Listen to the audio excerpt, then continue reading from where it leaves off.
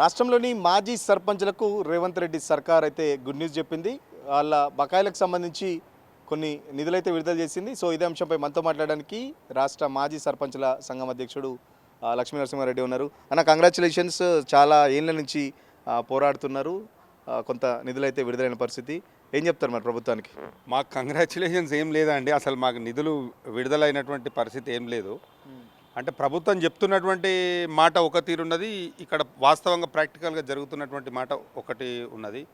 ఈరోజు కేంద్ర ప్రభుత్వం నుంచి విడతల వారిగా ఏవైతే నిధులు వస్తున్నాయో ఆ నిధులను ముందుగా 2019, 2024 కాల వ్యవధిలో ఎవరైతే సర్పంచులు పనిచేసిరో ఆ సర్పంచుల యొక్క పెండింగ్ బిల్లులు కానివ్వండి, అదేవిధంగా మా తర్వాత 2 సంవత్సరాల పాటు ఎవరైతే పంచాయతీ కార్యదర్శులు అప్పులు చేసి మరి పనులు చేసిరో వాళ్ళ పెండింగ్ బిల్లులు ఇవ్వాలని చెప్పి మేము మా యొక్క నిరసనను వ్యక్తం చేసినాము. కమిషనర్ గారికి కూడా మేము రిప్రజెంటేషన్ ఇవ్వడం జరిగింది.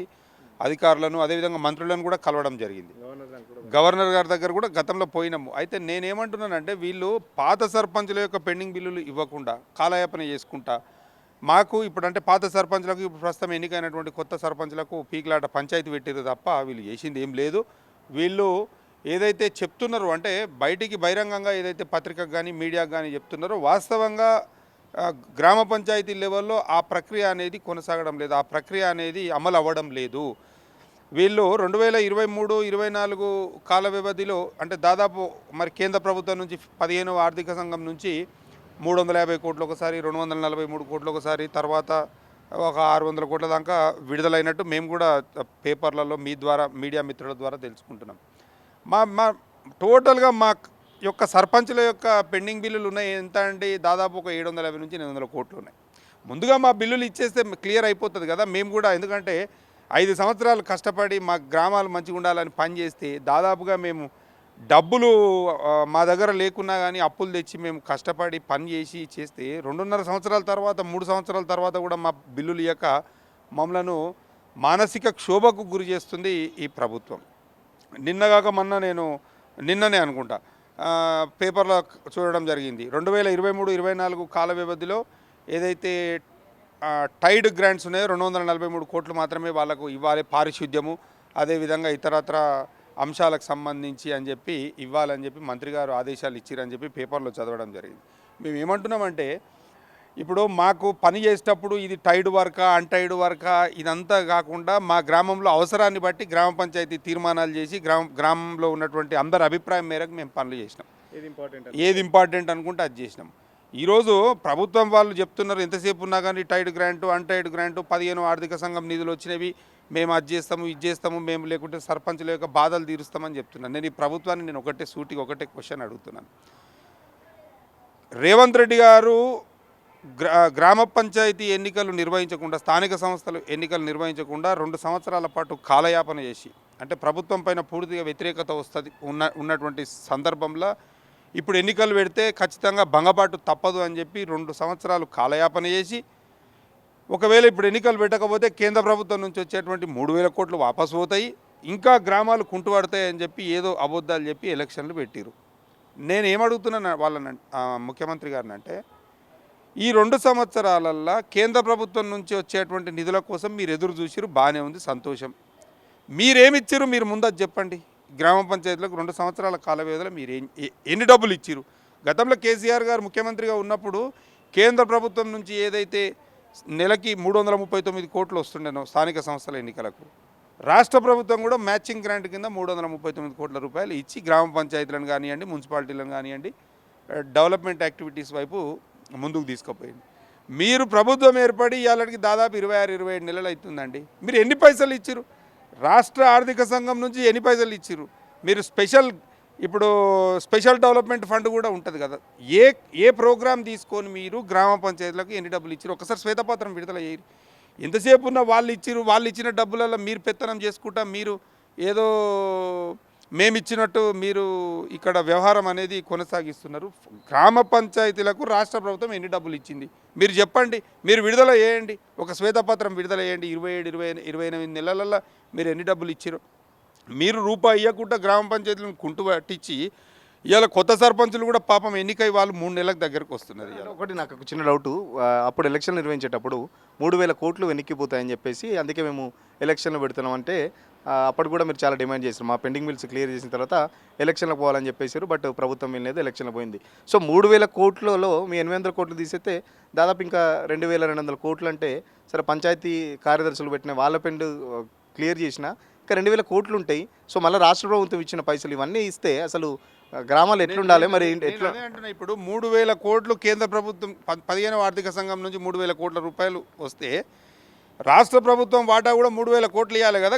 గతంలో గత ప్రభుత్వంలో ఉన్నటువంటి ప్రపోర్షనేట్ ప్రకారంగా మా ఎంత అండి 700 నుంచి 800 కోట్లు ఉన్నాయి. మా పైసలు ఇవ్వకుండా మమ్మల్ని నానా ఇబ్బందులు పెడుతున్నటువంటి పరిస్థితి ఈరోజు అందరూ చూస్తున్నారు.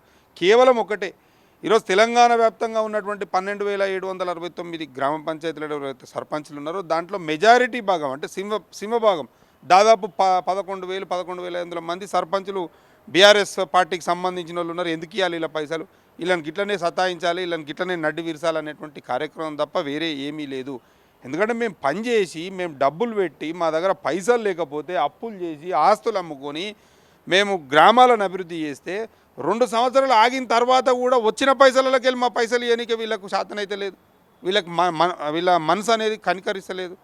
వీళ్ళది ఎట్లయిపోయిందంటే వాళ్ళ అవసరం తీరిపోయింది. ఇప్పుడు పబ్లిక్ యొక్క అవసరం తీరిపోయింది. ఓడ ఎక్కినాక ఓడమల్లయ్య, ఓడ దిగినాక బోడమల్లయ్య.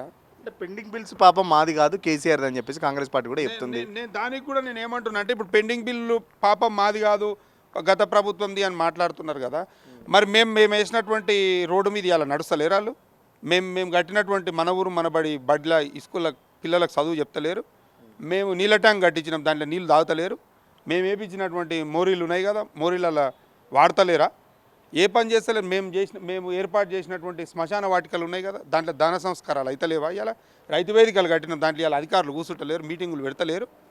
ఇవన్నీ ఏంటంటే శాతగాక ఆడరాక పాత గజ్జలు అన్నట్టు. నీకు ఆట ఆడరాక గజ్జలు పాతగైనాయని చెప్పి మంది మీద ఏడ్చుడు తప్ప ఏం లేదు.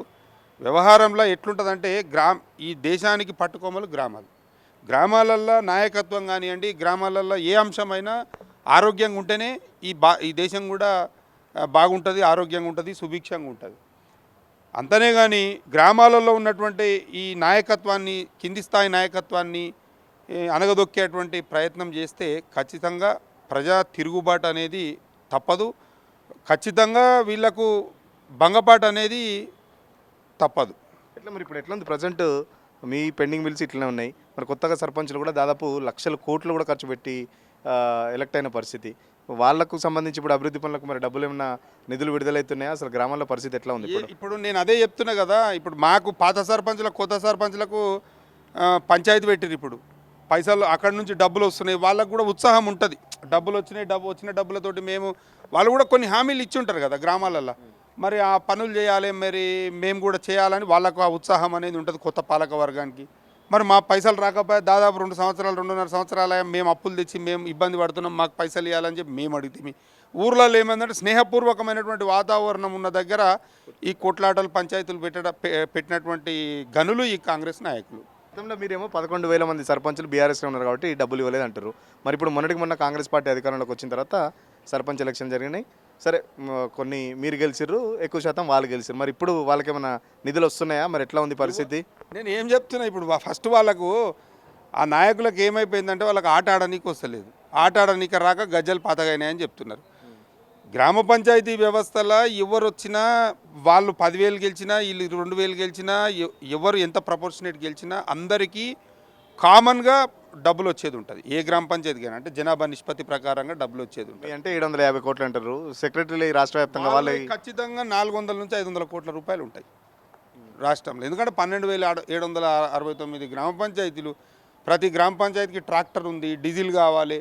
2 సంవత్సరాలు డీజిల్ ఏడికెళ్ళి తెచ్చిరు, జీతాలు లేవు, పారిశుద్ధ్యము పలానా దగ్గర మురికి ఉన్నది అంటే బ్లీచింగ్ పౌడర్ చల్లాలి. ఒక బ్లీచింగ్ పౌడర్ బ్యాగ్ కొనాలంటే 1,050 రూపాయలు అవుతుంది. ఒక స్ట్రీట్ లైట్ వేయాలంటే దాదాపు 2 నుంచి 3,000 రూపాయలు ఖర్చు అవుతుంది. ఒక బోర్ మోటార్ పాడైంది అని అంటే దాదాపు ఒక 25-30 వేల రూపాయలు ఖర్చు అవుతుంది. అట్లా మీరు just imagine how it goes.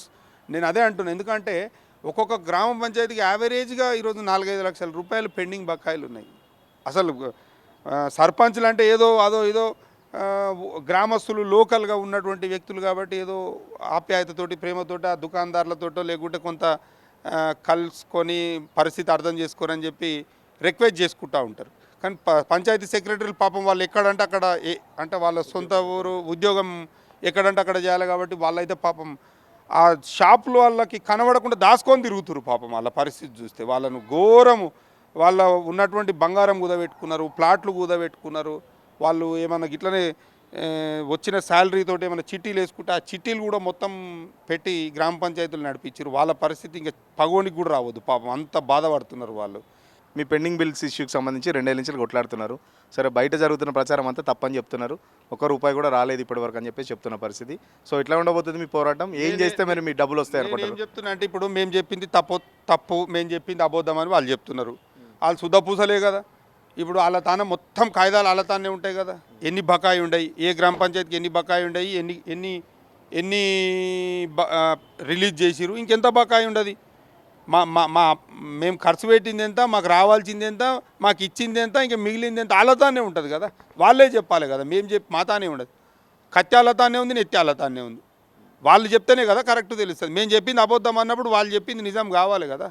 వాళ్ళే చెప్పాలి ఇంకా ఎంత బకాయి ఉన్నది. ఇప్పుడు మీరు అంటే నాకు ఇంకోటి గుర్తొచ్చింది. గతంలో చెయ్యని పనులకు కూడా పెండింగ్ బిల్స్ పెట్టుకున్నారు. పెద్ద ఎత్తున అవినీతి జరిగిందని చెప్పేసి కూడా కొన్ని గ్రామ పంచాయతీలో కూడా మేము ఎంపీ చేస్తారు కదా, ఎంపీ రికార్డెడ్ దాంట్లోకే మేము పైసలు ఇవ్వమంటున్నాం కదా. చెయ్యని పనులకు ఉట్టిగానే ఊకుంటారా ఊళ్ళో? ఇప్పుడు పని చేయకుండా పైసలు తీసుకుంటే ఊర్లో ఊకుంటారా? ఊళ్ళో కూడా రానిరు వాడు. ఇవాళ రేపట్ల అంతా చాలా గవర్నమెంట్ చెప్పిందంతా గవర్నమెంట్ ఏంటంటే ఇవ్వాల్సి వస్తుంది అని చెప్పి ఇప్పుడు ఏంటంటే ఏదో ఒకటి ఇప్పుడు తప్పించుకోనికే వాడు పని చేయలేదు, వాడు ఇది చేయలేదు, వాడు అది చేయలేదు అని ఏదో ఒకటి అట్లా బట్టగాల్చి మీదేస్తే అయిపోయి ఊర్లలో పని చేయకుండా పైసలు తీసుకుంటే ఊళ్ళో ఈపులు వాళ్ళ కొట్టి ఊరు చుట్టూ తిప్పుతారు. అంత ఈజీగా ఉండదు ఊర్లలో. ఎందుకంటే ప్రతి ఒక్కరు చైతన్యవంతమయ్యారు ఈరోజు, ప్రతి ఒక్కరికి అవగాహన ఉంది. ఇంకొకటి ఏంటంటే ఇన్ఫర్మేషన్ అనేది మొత్తం ఎప్పటికప్పుడు ఆన్లైన్ పోర్టల్ ఉంటుంది. ఎన్ని పైసలు వస్తున్నాయి గవర్నమెంట్ పబ్లిక్ డొమైన్లలో పెడతారు, ఎన్ని పైసలు ఖర్చు పెట్టారు అనేది పబ్లిక్ డొమైన్లలో ఉంటుంది. అంత ఈజీగా ఉండదు. దానికి ఒక వ్యవస్థ ఉంటుంది, ఒక డ్యూ ప్రాసెస్ అనేది ఉంటుంది.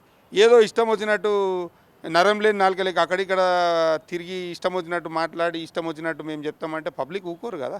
ఈ ఒక్కసారి అంటే ఏదో తప్పు చేసినాం అనుకోండి, మళ్ళీసారి వాళ్ళ దగ్గరకు పోతే ఈపులు విమానం మూత చేసి తోలిస్తారు. అంత ఈజీగా ఉండదు. ప్రభుత్వం కూడా ఒకటి గమనించాలి. ఎందుకంటే వీళ్ళు వాస్తవంగా మేము కష్టపడి పనిచేసిన దానికి మమ్మల్ని ఇంత సతాయిస్తే మేము ఎక్కడ పోతామండి, ఎవరికి చెప్తామండి? మంత్రులను కలిస్తే, మీ ముఖ్యమంత్రిని కలిస్తే, మీ గవర్నర్ని కలిస్తే, మీ అందరినీ కలిస్తే, కిందికి వెళ్ళి మీ దాకా అందరినీ కలిస్తే, మా పైసలు పెద్ద పైసలు కాదు. మా పైసలు ఇచ్చేస్తే మేము కూడా సంతోషంగా ఉంటాం కదా.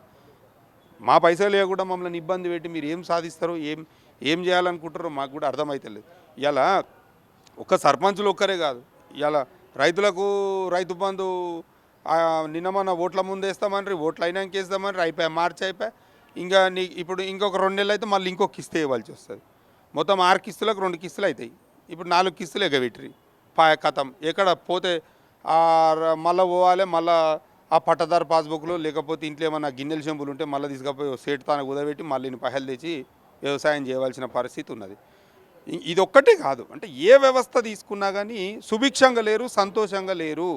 నేనేమంటున్నానంటే నిన్న మన అదేందో యూరియా బుక్ చేయడానికి యాప్ అని తెచ్చిరు కొత్త కథ. ఇప్పుడు వ్యవసాయం చేసుకున్నట్టు ఆయన స్మార్ట్ ఫోన్ ఏడా గీక్కుట కూర్చుంటాడు ఆ యూరియా బుక్ చేయడానికి. నీకు వ్యవసాయం చేయాలన్నా లేకపోతే ఇది పని చేయదు. ఈ ఫోన్లో ఇంటర్నెట్ తెలియదు, యాప్ తెలియదు, ఏం తెలియదు. మొత్తం మళ్ళీ దుకాణాల కాడ మొత్తం పోయి చెప్పులు లైన్లో పెట్టి నిలబడుతున్నటువంటి పరిస్థితి. ఎందుకంటే తెలంగాణకు మూలాధారమైనటువంటి వ్యవస్థ వ్యవసాయం. అంటే చాలామంది రైతులను ఈరోజు నానా ఇబ్బందులు పెడుతున్నటువంటి పరిస్థితి. ఇది ఒక్కటే కాదు, మహిళలకు 4,000 ఎవరికి వృద్ధులకు 4,000 రూపాయలు పెన్షన్ ఇస్తామని చెప్పి, 2,500 మహిళలకు ఇస్తామని చెప్పి, కళ్యాణ లక్ష్మి ₹1,00,000తో పాటు తులాం బంగారం ఇస్తామని చెప్పి, వీళ్ళకి బంగారం దొరుకుతలేదంటే ఇంకా అది ఎక్కడ మరి ఎక్కడ తెస్తారో. ఈ బంగారం దొరకక పరేషాన్లో తిరుగుతున్నారు వాళ్ళంతా. ఇప్పుడు ఇవన్నీ అంటే చెప్పుకుంటూ పోతే వీళ్ళది కూడా ఏముందంటే 420 పేజీల హామీలు వీళ్ళవి. శాట భారతం అంతా 3 దినాలు పడుతుంది వీళ్ళ జోలి మొత్తం చెప్పాలంటే.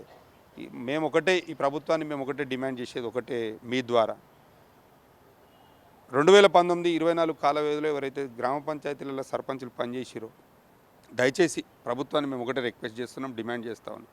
మా పెండింగ్ బిల్లులు ఇచ్చి మమ్మల్ని ఆదుకోండి.